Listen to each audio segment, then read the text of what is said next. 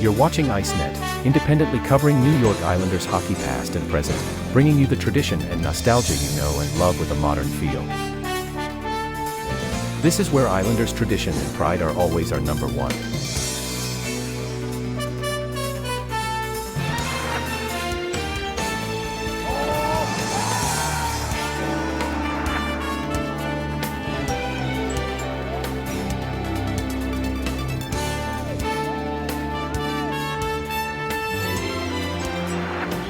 Built by passion for the orange and blue.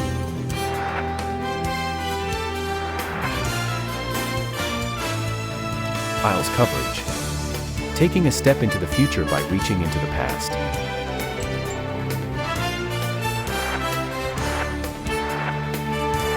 ICENET. Dynasties live here.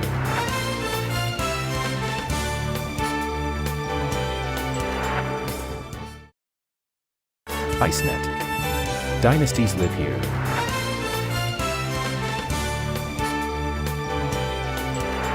Period with the legendary New York Islanders. From the rugged early days to the exhilarating triumph of 4 consecutive Stanley Cup championships. Now on video cassette, Pride of the Island, the New York Islanders story. Championship hockey action at its greatest, with rare film footage and revealing interviews with Mike Bossy, Brian Trottier, Dennis Potvin, and other Islander greats. Plus, hear from the men who built the team, Bill Torrey and Al Arbour. It's a must-own collector's video for every hockey fan. To order your copy of Pride of the Island, call 1-800-772-1234.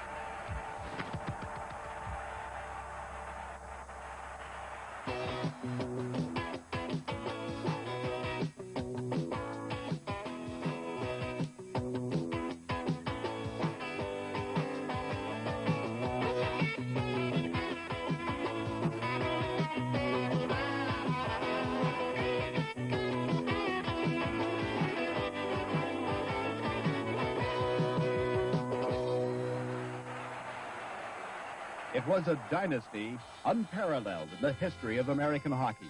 A team created in 1972 had, in a little more than a decade, captured 4 consecutive Stanley Cups. The New York Islanders are a truly remarkable organization, ranking with the New York Yankees, the Boston Celtics, and the Green Bay Packers among the great teams of all time. From 1980 to 1983, the Islanders became the first American-based hockey team to string together 4 consecutive Stanley Cups.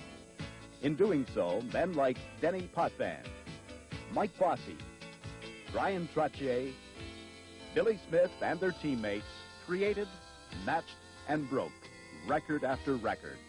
Record-breaking was part of the Islander tradition right from the start, although the early records were woeful rather than triumphant.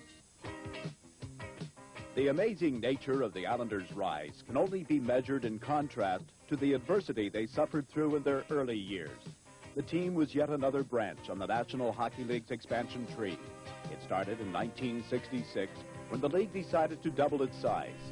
In 1967, the original 6 teams were joined by new franchises in Philadelphia, Los Angeles, Pittsburgh, Minnesota, Oakland, and St. Louis. Then in 1970, Buffalo and Vancouver became NHL cities. and it was in 1972 that two more teams came into the fold, the Atlanta Flames and the original New York Islanders. For the first time in 3 decades, the New York area had 2 NHL franchises.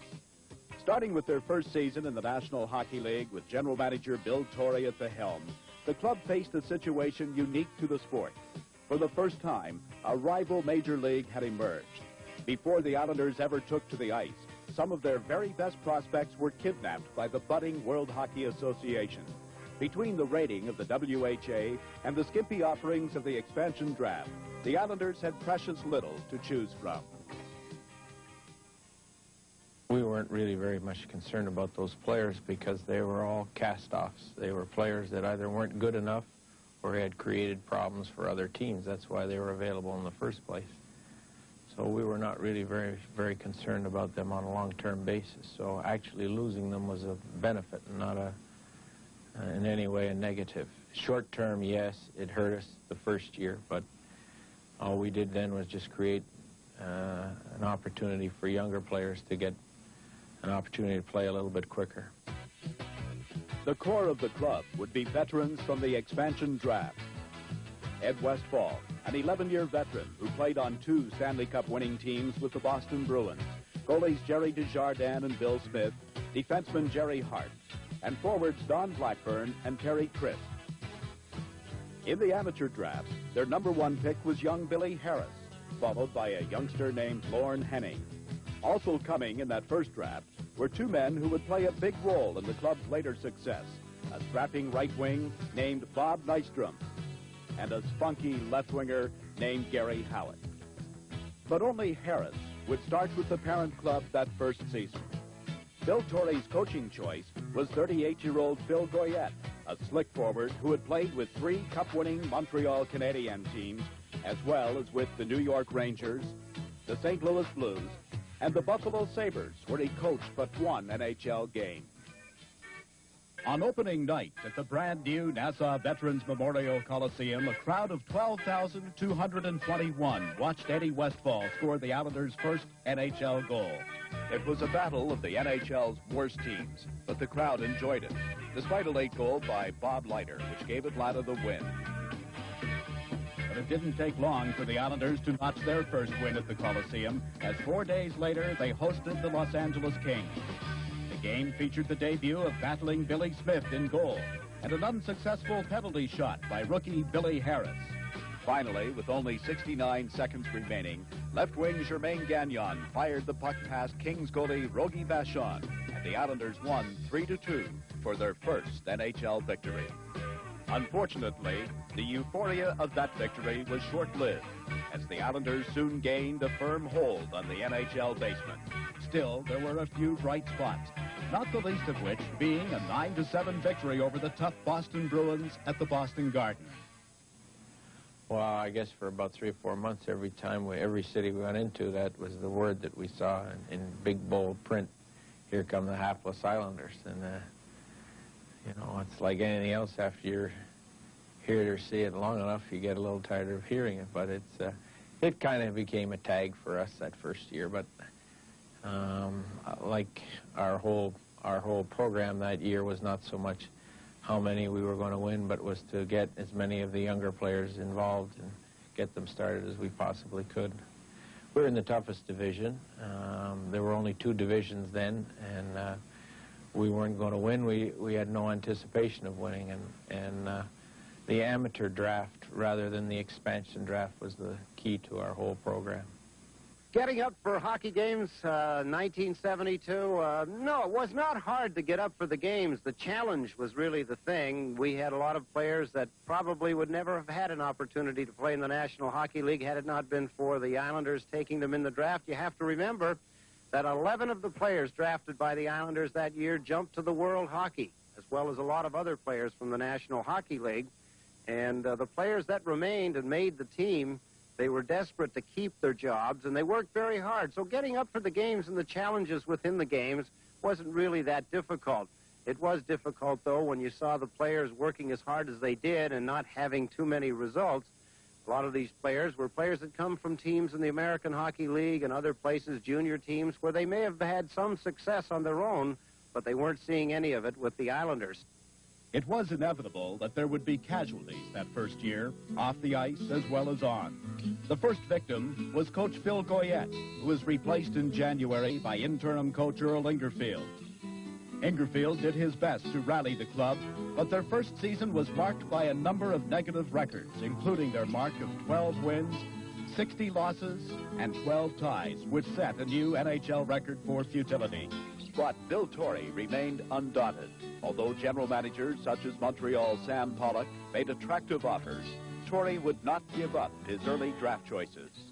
It's only natural that since the use of the amateur draft as we know it, or the entry draft as we now call it, obviously the teams that are at the top have the highest number of points. They're the ones that draft lowest. So, and they supposedly, with expansion teams, tried to help expansion teams by giving them excess players. But as I said at the very beginning, we knew that the years of 73, 74, 75 were all abundant years. They had good crops of amateur players coming, and that was the basis for our development. And I can remember walking around the Mount Royal Hotel about 4 or 5 times, and every time we circled the block, Sam offered me a couple of more players. But Emil Francis, the Rangers, there were a number of teams that made very, very attractive offers, but that just really was not in our program. Despite enormous pressure, Torrey refused to yield his first-round draft pick in the person of young defenseman Denny Potvin. Well, I think much like the Islanders, I didn't know very much about the National Hockey League. When I came to New York, I didn't know much about New York itself. To me, it was a city that I'd seen in the movies, and it was a long way from Ottawa, where I came from. So I didn't come here with any kind of anticipation of being overwhelmed by a city, but I did come with some real goals that I had set, and that was to, first of all, try and be part of a team that could be built into a contender, and to establish myself as a defenseman in the National Hockey League. I don't think I looked at it as outside pressure, because I was putting enough pressure on myself to satisfy that end of it. After drafting Potvin, Torrey made the most significant move of his managerial career when he signed former NHL defenseman Al Arbour to coach the club. I wasn't really interested in coming to the island. Bill Torrey approached me in Montreal, and I told him to forget it, really.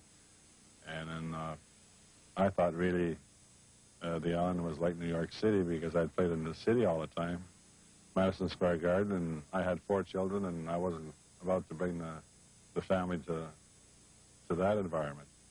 And about a month later, we were in Florida. The wife and I were discussing things, and she didn't want to go to the one place that I was headed for. So I called Bill Torrey back, and I asked him if the job was open. He said yes. I invited me down here. I come down to visit the island and talk to Bill, and that's how it all started. Despite the new regime, the initial results did not bode well. The team posted a record of 3 losses and 4 ties in their first 7 games. Then they met their arch rivals, the New York Rangers, at the Nassau Coliseum. And incredibly, they won. Although the club once again finished in the basement in 1973-74, there had been major improvements in all areas, and the rapidly maturing Denny Potvin set rookie defenseman scoring records, as well as winning the Calder Cup as Rookie of the Year. Nobody knew it then, but the 73-74 season would be the last time the New York Islanders would miss the playoffs. The event which would catapult the Islanders into their first playoff berth was the 1974 amateur draft. The team's #1 pick was a 6'3", 215-pound left wing from Moose Jaw, Saskatchewan, named Clark Gillies. Also, goalie Jerry Desjardins defected to the WHA, giving 25-year-old goalie Glenn Resch a strong chance of making the club. As the 1974-75 season began, there were definite signs that the Islanders were gelling as a competitor, one of which was the emergence of center Bob Bourne, a slick, fast center who scored his first NHL goal in the 3rd game of the season. When Billy Smith flanked the Washington Capitals, the Islanders had their first shutout in club history after 161 NHL games, and young Denny Potvin scored his first NHL hat trick. In a 10-0 drubbing of the Oakland Seals, veterans Eddie Westfall and Billy McMillan each scored a hat trick, and the club set records for goals and shots in a game.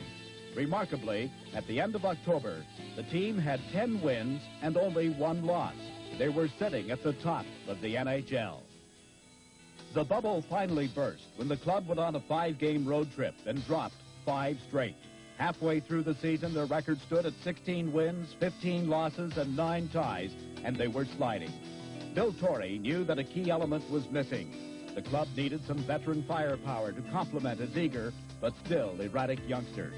Within 3 days in January of 1975, Torrey engineered 2 deals with the Minnesota North Stars that would have a major effect on the club, as J.P. Parisi and Jude Drouin became Islanders. Between shouts of J.P., J.P., and boisterous renditions of the Beatles classic, Hey Jude, the club got its act together and launched a homestretch drive.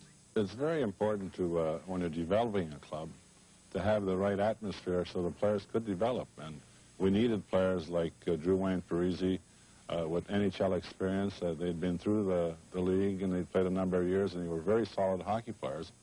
And they were the type of players that would help develop our kids, along with the other veterans that we had on our team, and would create great leadership on the ice. The games, the way they played, and in crucial situations, how they would respond, and the pressure never bothered them. And, you know, it's for our kids to really learn through their leadership on the ice, and it was very important, and they did that for us. With only 5 games remaining in the season, Glenn Resch won against the Rangers at home, and the Islanders moved into 2nd place in their division. But they tied their next 2 games against Atlanta, and it was only when the Flames were beaten by the Rangers that the Islanders clinched a playoff berth for the first time. Both the Islanders and the Rangers ended up with 88 points, but with more wins, the Rangers got the home ice advantage in the best-of-3 series. What began as a milestone by simply making the playoffs was about to become a series of stunning and unbelievable upsets. In the first game against the Rangers at hostile Madison Square Garden, the Islanders trailed by 2, but rallied in the 3rd period to tie the game. Then, at 13:30 of that 3rd period, Clark Gillies drove home the winning goal and sent the Rangers crashing to defeat. But the Rangers bounced back in Game 2, setting the stage for the 3rd and deciding game at Madison Square Garden. It was the new boys on the team, Drouin and Parisi, who won the series in overtime when Parisi took a pass from Drouin and drove home the winning tally. At the start of the overtime period, Jude Drouin got the face-off to Dave Lewis, who just skated past the red line, dumped it in. Jude went in the corner, and for some reason, the New York Ranger player didn't get the puck, so Jude just went out, skated, got the puck, and I happened to be skating in front of the net. The puck was on my stick, and I scored the winning goal. Just a wonderful feeling. Next, the Islanders would face a foe loaded with firepower, the Pittsburgh Penguins. From the start, the Islanders looked out of their league when Pittsburgh took the first 3 games in the best-of-7 series. But Coach Al Arbour had developed a never-say-die spirit in his club. Still, it would be a difficult task. In all of professional sports, there was a single precedent in which a club came back from a 3-0 deficit in games.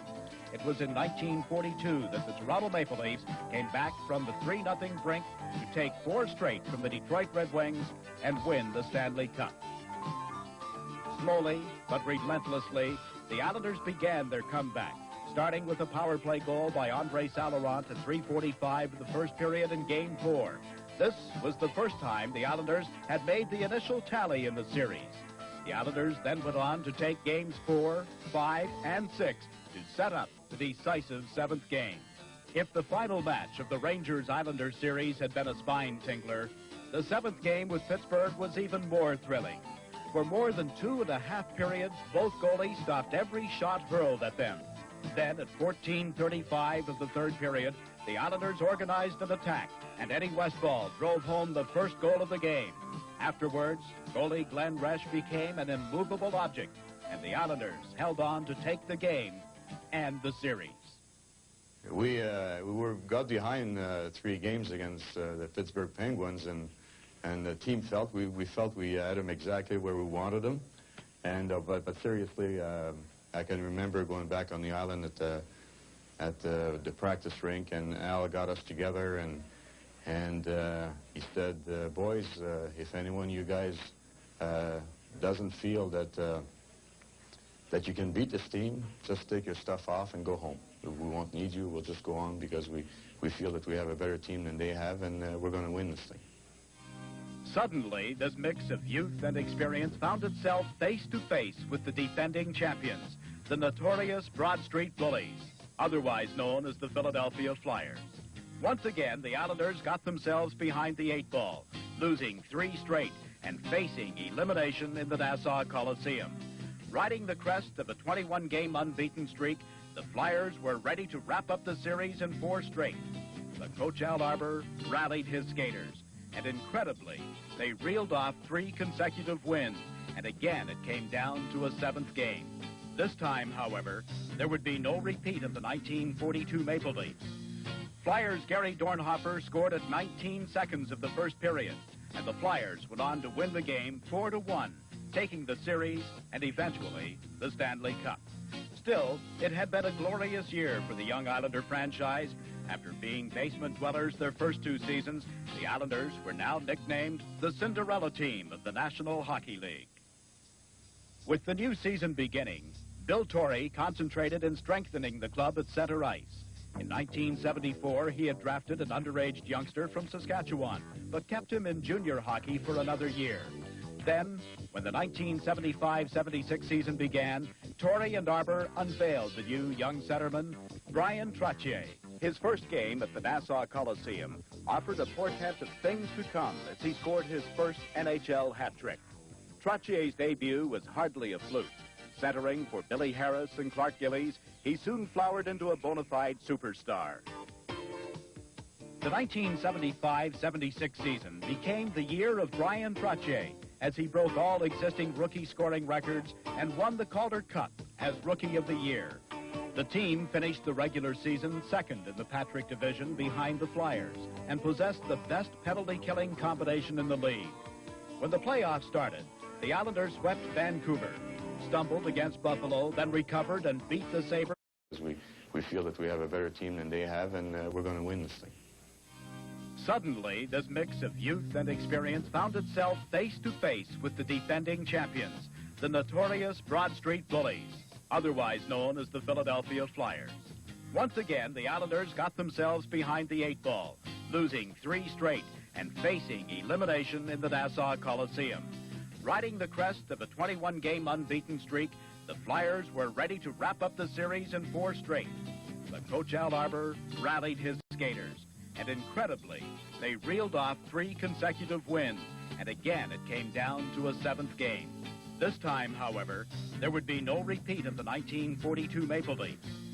Flyers' Gary Dornhofer scored at 19 seconds of the first period, and the Flyers went on to win the game 4-1, taking the series and eventually the Stanley Cup. Still, it had been a glorious year for the young Islander franchise. After being basement dwellers their first 2 seasons, the Islanders were now nicknamed the Cinderella team of the National Hockey League. With the new season beginning, Bill Torrey concentrated in strengthening the club at center ice. In 1974, he had drafted an underage youngster from Saskatchewan, but kept him in junior hockey for another year. Then, when the 1975-76 season began, Torrey and Arbour unveiled the new young centerman, Brian Trottier.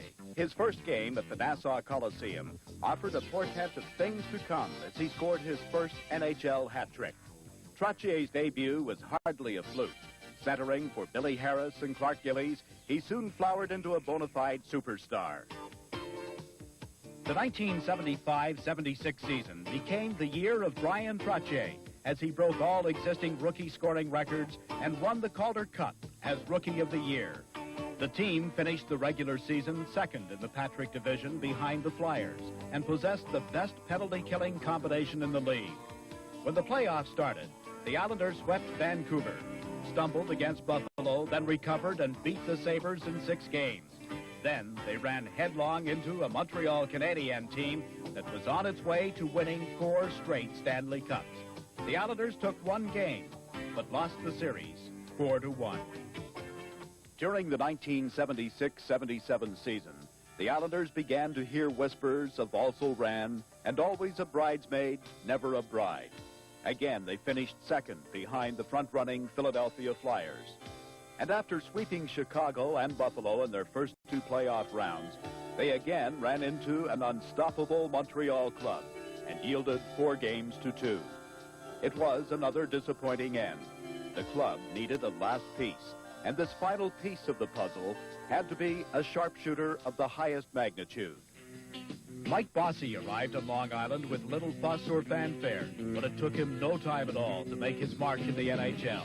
Now, for the first time in the brief history of the franchise, there was talk that the Islanders could be a serious Stanley Cup contender. They had the best goaltending combination in the league, an all-star defense, superior specialty squads, and now Mike Bossy had given them the added dimension of a top-flight gunner. But the first of two crushing disappointments which shook the character of the team was about to follow. During the 1978 playoffs, the Islanders were extended through a brutal 7-game series with Toronto, only to lose when Lanny McDonald scored a breakaway goal against Chico Resch in sudden death overtime of the final game. The second crusher came the following year, after the club had put together their best regular season record of 51 wins, 15 losses, and 14 ties. What's more, Denny Potvin received his third Norris Trophy as best defenseman. Trottier scored 134 points to capture the Hart, and the club compiled the best penalty-killing record in the league. But matched against their cross-city rivals, the Rangers, in the playoffs, the Islanders were stymied by the outstanding goaltending of John Davidson and the hard-checking Ranger team, a team that eventually would make the Stanley Cup Finals. General Manager Bill Torrey was still in the process of building the club and kept adding players to supplement the lineup. On defense were Stephen Persson, Gord Lane, and Dave Langevin. And at left wing, he acquired the hard-nosed, hard-driving John Tonelli from the WHA. In a trade with Cleveland, he picked up a strong defensive center in Wayne Merrick. Each of these players would play a major role in the remarkable 1979-80 season, a campaign which did not start out well. While the world watched the United States Olympic hockey team win a gold medal in February 1980, the Islanders were 6-6-1 for the month and seemed mired in the middle of the NHL pack. But on March 1st, Denny Potvin returned to the lineup from an extensive injury, and Olympic defenseman Kenny Morrow joined the team. 10 days later, Torrey traded Billy Harris and Dave Lewis to the Los Angeles Kings for veteran center Butch Gorey. The team did not lose once in its final 12 games. I think the biggest thing that we ever got to come to our hockey team was Butchie Gorey. He helped with our penalty killing on our power play, and he was just probably the best guy we had in our hockey team to get guys together and keep the morale up. A lot of pressure on the young kids. We wanted to relieve some of that pressure, and the reason we got Butchie was to relieve some of the pressure on Brian Trottier and some of our other kids. Butchie been through the wars, is a great little player, and he is the type of player that pressure, he was better under pressure. In pressure games, this is when he was at his best. Nothing bothered Butchie. I mean, anything could go on or on. If he was on the ice, he was cool, and this transmitted to the younger players on our club, and it really helped a lot. And when things really got a little tough during the playoff games and things like that, Butchie was right there to settle everybody down, and in the dressing room when everybody's uptight, Butchie'd tell a joke and loosen everybody up, and he was a big part in our winning. The Islanders opened the 1980 playoffs against the Kings and immediately found themselves in a hole after winning the opener 8-1 at the Coliseum. The Kings took Game 2, and the action moved out to L.A. for Game 3. After 3 periods, the game stood tied and went into overtime. Then, at 6:55 of that first overtime period, defenseman Kenny Morrow scored the winner. The next night, the renewed Islanders shut out the Kings to take the series. Boston was their next playoff adversary, and this series was one that proved the club was on the trail of the Stanley Cup. The Big Bad Bruins were aching to drive the Islanders off the ice, but the Islanders prevailed in 5 games. It was the series in which the club gelled. When we got up against the Bruins in 1980, that was a pretty tough series. They had an aggressive hockey team, and at that particular time, when Clarkie stood up to Terry O'Reilly a couple times and did really well, it showed us that, hey, we're ready to take on anybody, and Clarkie's standing up to their team more or less, and Bobby Nystrom coming out and being very aggressive. Those two guys, I think, really showed the team that, hey, we got the team that is not going to back down from anybody. I think it proved to our team and to other teams that our club could play any type of hockey that was demanded under the circumstances and at that time. And the Boston series was probably the most physical series I've ever seen. And our club really responded very well. This is the type of game they wanted to play, and we accommodated them. We had Clark Gillies that kind of took a little bit of starch out of them, and along with, you know, Bobby Nystrom and some of our other players, and we proved to ourselves right there that each and every player was going to stand, you know, for every other player on our team. And that was a very, very tough series, but I think that gave our club the confidence to keep on going. The next challenge would come from the spirited Buffalo Sabres, led by Gilbert Perreault and coach Scotty Bowman, mastermind of 5 Stanley Cups with the Montreal Canadiens. The Islanders took a 2-game lead, including a victory in the longest playoff game in the team's history, won by Bill Smith's goaltending and Bob Nystrom's overtime goal. Nystrom centering it. Here's a chance for Lorimer. Rebound, they score! Nystrom was right on top of it. You know it. You saw it. And here come the New York Islanders. The 6th game of the Buffalo series climaxed with the Islanders winning 5-2. And for the first time ever, the New York Islanders were in the Stanley Cup Finals. But their final round would be formidable. The 2-time Stanley Cup champion Philadelphia Flyers had set a regular season unbeaten record. Less than 11 minutes into the first period of Game 1 at the Spectrum, Denny Potvin accidentally scored the Flyers' first goal when he pushed the puck past Smitty in an attempt to freeze it. But Mike Bossy retaliated less than 2 minutes later to tie. Then the Flyers hit the mark late in the third period to take a 3-2 lead. The Flyer lead didn't stand up as defenseman Stefan Persson tied the game and sent it into overtime. It was only fitting that team captain Denny Potvin scored the winning goal as the Islanders took the first game 4-3. It would be a tough series, and each time the Islanders thought they had finished the Flyers, they'd come fighting back. The Islanders had a 3-2 lead going into Game 6 and held a 4-2 lead at the start of the third period of this game. But the Flyers tied it, sending it to overtime. Well, the atmosphere going out into overtime against Philadelphia Flyers, that 6th game, there was a kind of a pressure moment. I think all the guys were really concentrating on what they had to do out there. It wasn't a lot of rah-rah going on in the dressing room, but you could really see that there was concentration, intensity. Nobody wanted to be the guy that let the team down. Everybody wanted to go out there and make sure that they at least did their job, no less. And if they could come up with a big goal, that was going to be a bonus. When the teams returned to the ice, the Flyers totally dominated the Islanders. Then, just after the 7-minute mark,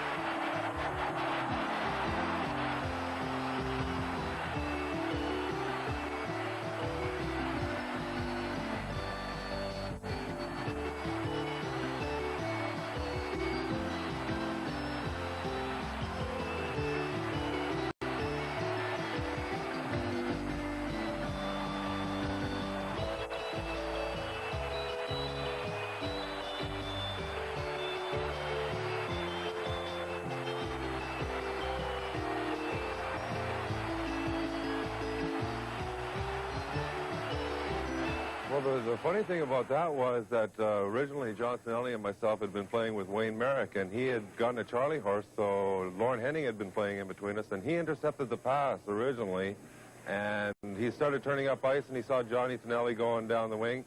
He moved it up to Johnny Tonelli, and Johnny and I were going in on a 2-on-2. And for quite a while before that, we had been practicing a 2-on-2 where we crisscrossed, and Johnny would have the puck, and he would try to draw both of the defensemen with him, and then I would be left wide open. And when we executed it that day, it worked perfect because Bob Daly and Moose Dupont were playing together, and Bob Daly started going with him, and so did Moose Dupont. So Johnny just kept going, and then he stopped, made a short pass over to me, and I just had to really deflect it in. But Johnny really did make the play. He took both the defensemen with him, and it left me wide open, and I just broke for the net, and I deflected it in on my backhand. The New York Islanders were Stanley Cup champions, and bedlam reigned at the Nassau Coliseum long after the red light flashed. For me, it was a very emotional time because I had been thinking about this all my life, and if there was one single goal that meant more to me than anything else was winning the first Stanley Cup, and as is to most other hockey players, that's what you aim for. The great, great sense of relief that it was over and that it was in our pocket was great.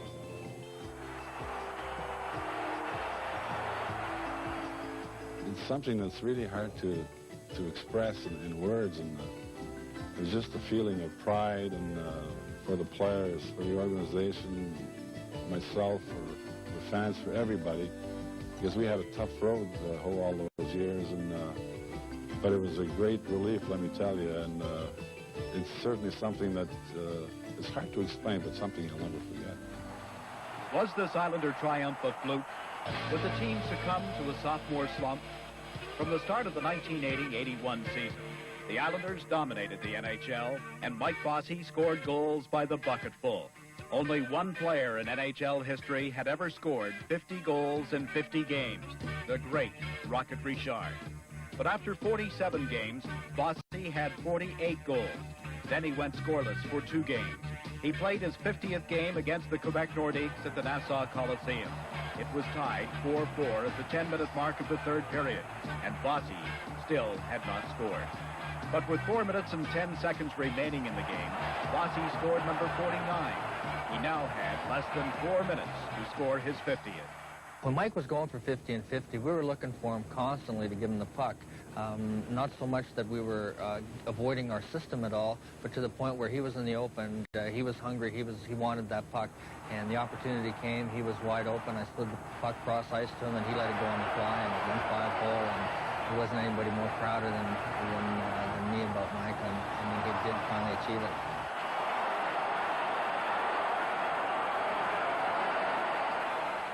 When I was going for the 50 goals, I think I put more pressure on myself than I really should have when I think back about it.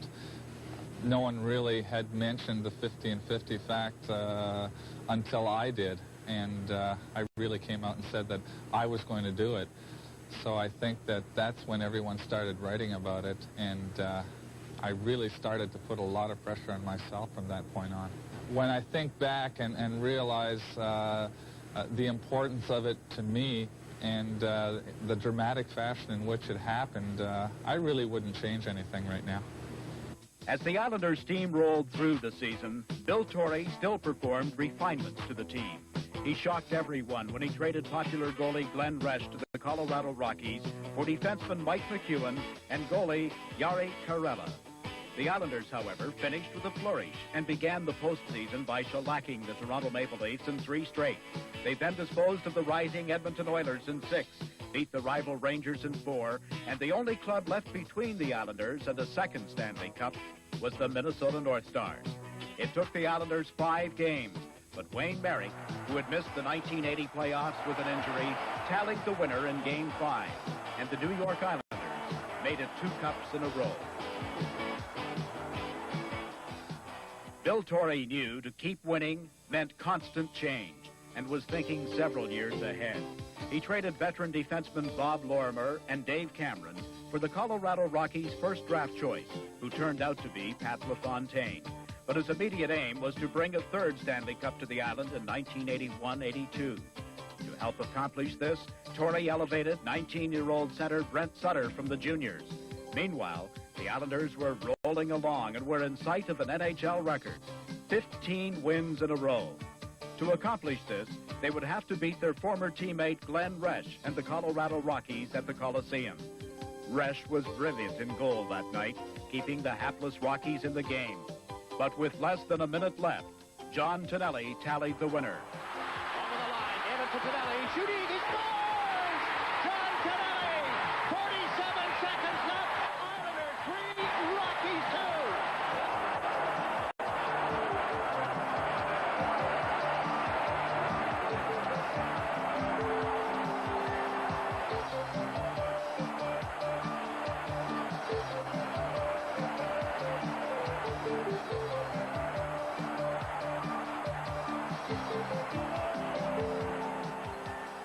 was time to make a run for Stanley Cup 3, and the Islanders' initial foe was the Penguins, who seemed an easy mark. They romped over the Pens in games 1 and 2, but a feisty Pittsburgh club bounced back to take the next 2 games and forced the Islanders into overtime in Game 5. It was hard-working John Tonelli who finally iced the Pens.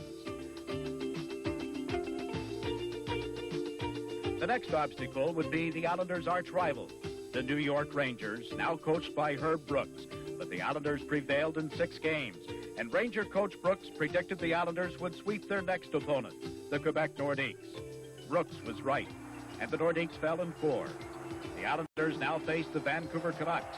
The Canucks were tough, but the powerful Islanders took them in 4 straight and came away with their 3rd consecutive Stanley Cup. And sharpshooter Michael Bossy was the MVP of the playoffs.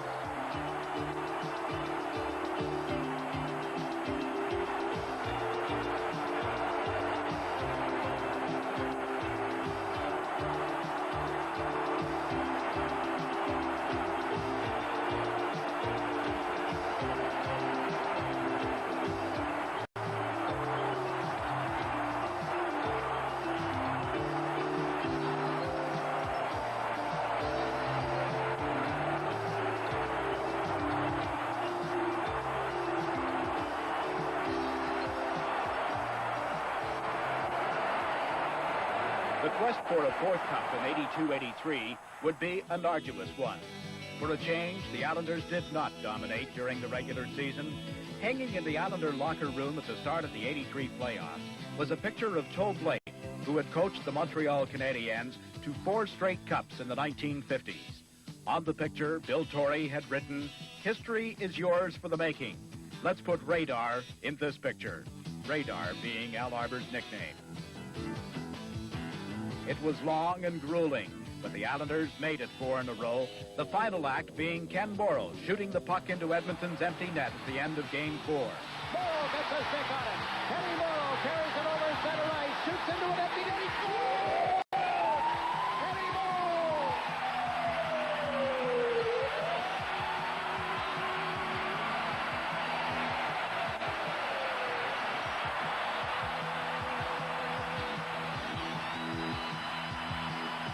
The 4th cup in a row now belonged on Long Island.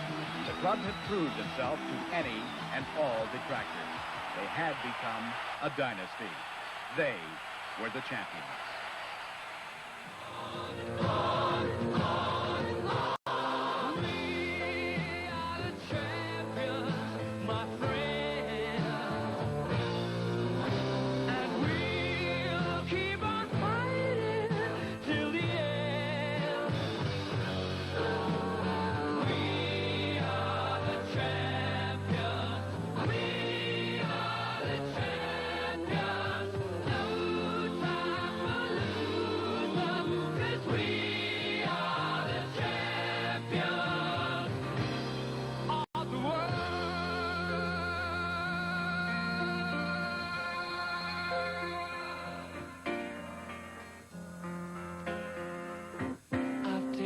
My bows and my curtain calls.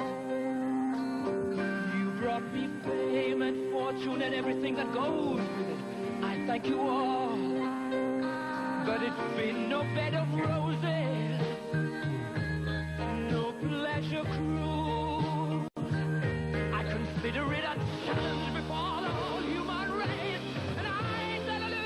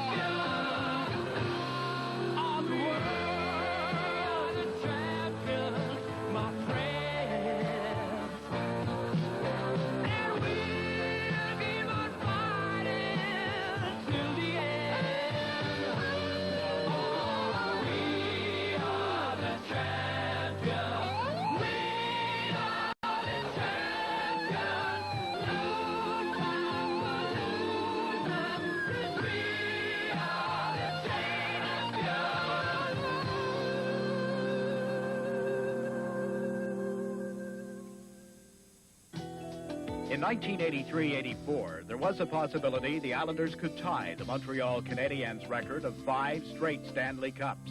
The Canadiens, however, only had to play 2 series to win each cup, whereas the Islanders had to play 4 series and 20 or more games to bring home Lord Stanley's Cup. The 1983-84 Islanders were an aging team.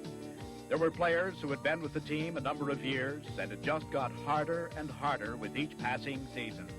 The Islanders had been accused of slacking off during the regular season the year before, so they tackled the 1983-84 season as though pursued by demons and raced to the top of the standings, finishing first in the Patrick Division.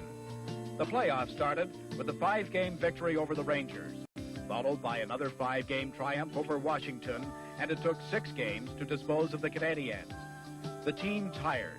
It was hard work every time, but the club didn't dominate as it did in years past. The finals were against the Edmonton Oilers, a club full of talent, youth, and in possession of a young man named Wayne Gretzky. And the Islanders' dream of 5 straight cups came to an end as the young Oilers took the series 4-1 and brought the Stanley Cup home to Edmonton. Gretzky has the Stanley Cup. A lot of boyhood dreams realized. I was as proud of my players after losing that 5th, going for the 5th cup, as I was in any other of the ones we won. Because we had so many things happen to us right from the beginning, even before the playoffs started, through injuries and sickness, and we were lucky to be there. But our players just gave it everything they had, and we got there, and we gave them a good tussle for a while, except we had a bad break go against us, and we were downhill after that. But I was as proud of my players then as I was when they won the cup. Bill Torrey and Al Arbour were now faced with a task which was, in some ways, harder than winning 4 Stanley Cups. They would be dismantling a dynasty as compassionately and gracefully as possible, while rebuilding at the same time. There were, however, few changes during the 1984-85 regular season. Torrey was not a man to act hastily. The Islanders finished 3rd in the Patrick Division that season, but there were still magnificent flashes of the Islanders' glory days. In their first playoff round against the Capitals, the club lost the first 2 games, only to sweep the next 3 and take the series. But in the second round, the team's old nemesis, the Philadelphia Flyers, defeated the Islanders in 5 games. At this point, Coach Al Arbour thought long and hard about giving up his duties behind the bench, but chose to coach another season.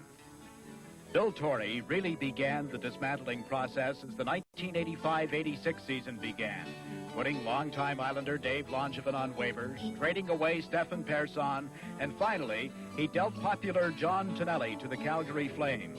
Although the Islanders again made the playoffs in 1985-86, they were, for the first time, eliminated in 3 straight by the Washington Capitals. And it was at this time that Al Arbour, after 13 years behind the Islander bench, decided to retire. Coaching is a very thankless job, and I've been doing it for quite a number of years.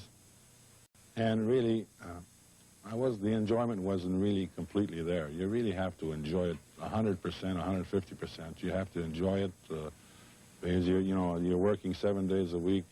Hours don't really matter. It's steady, and I wasn't really getting that enjoyment out of it and really enjoying the way I should be enjoying it. And I was getting tired of the grind, the daily routine. It's basically the same all the time, and every day there's new crisis and new problems, and then my world seemed to be narrowing. Everything was just concentrated on this, and I was losing sight of everything else that was going around. And I decided at that time, I said, it's time for me to step aside and have a better look at what else is going on in the world. Change was in the air on Long Island, from the players to the huge vacuum left by Al Arbour. His replacement was Terry Simpson. A coaching legend in Prince Albert, Saskatchewan, Simpson was Bill Torrey's choice to take over the reins from Arbour. And in 1987, the process of rebuilding the New York Islanders continued. High play. Couldn't find LaFontaine, and he did. Pat moves in, shoots, he scores! LaFontaine! The Islanders have a tremendous tradition all across. I mean, out west, where I came from, the Islander name is very big, and I think that maybe a lot of times the actual players don't realize the tradition that they've built up. But I think for the players that are coming into the system, I think they feel that they have a reputation to live up to, and I think that's good, because you don't want just the ordinary player coming in here. You want a player that's coming in that's willing to shoulder that responsibility and carry it onward. And you know, sometimes it creates some problems, because every time you go out and play, you know you're going to run into a tough game. You're not going to get any easy nights. The other teams are, if they don't remember you for the team you are right now, they remember you for the team that you were 4 or 5 years ago. And so there's the responsibilities of those things to carry on. And so I think there is a little bit of pressure on the new kids coming in, but I think that's good. As with all teams that have built a dynasty, the tradition of winning helps mold the young and inexperienced. And like all teams that have triumphed over adversity, the traditions of diligence, perseverance, and hard work help both player and fan alike wait for the next dynasty that will become the pride of the island. What we have done is set a standard, hopefully, for the organization. We've set a standard for ourselves in the league as an organization and a team that conducts its way in a certain way. And that's with a little style, certainly with a lot of integrity. And we play the game in a heads-up kind of manner and in a very proud way. And I hope that the players that come up recognize that and can keep up that standard, because it was hard to set it. A lot of these kids come into training camp. They're all so proud to be Islanders. They're drafted. Some of them are, you know, don't have the chance really, the ability to play in the National Hockey League, but they're so proud of the fact that they were drafted by the Islanders. And you can see the tradition right there, for the fact that all the players we had that built that tradition, the Stanley Cups and the character players that we have a good tradition, and the players that are coming here are all anxious to wear that Islander uniform. As they say, winning isn't the only thing, in a way it is everything. I think also, though, it adds a little bit of pressure to them, coming in and playing when you are expected to win, and when you have that legacy to carry. I think it makes it a little bit tougher for some of them. But by the same token, the example is there, and I think there is a sense of inner pride being able to play for an organization like this. You can't be just happy to make the team here. You've got to want to win, and you've got to have a burning desire to win, and you've got to be very disappointed to lose. You know, I think that you've got to realize that it is an accomplishment to make an NHL team. There's no question about that. And, you know, the Islanders have had some success in the past, and maybe it's a little bit extra special to make the New York Islanders. But the point we want to get across is that you should be proud and happy to play as a New York Islander, but you've got to also go out there with a tremendous desire to win, and that's basically what it comes to, is that the name on the front of the jersey is more important than the name on the back.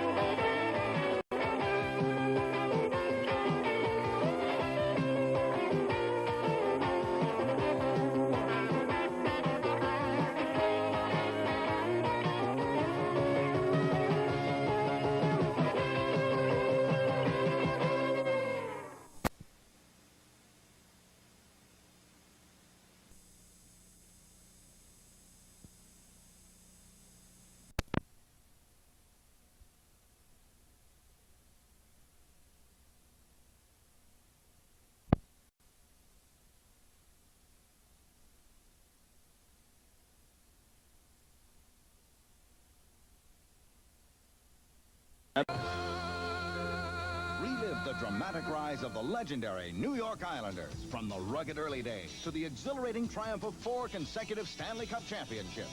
Now on videocassette, Pride of the Island, the New York Islanders story. Championship hockey action at its greatest, with rare film footage and revealing interviews with Mike Bossy, Brian Trottier, Dennis Potvin, and other Islander greats. Plus, hear from the men who built the team, Bill Torrey and Al Arbour. It's a must-own collector's video for every hockey fan. To order your copy of Pride of the Island, call 1-800-772-1234, 1-800-772-1234, or send your checker money order for $24.95 plus $3.95 for... ICENET. Dynasties live here.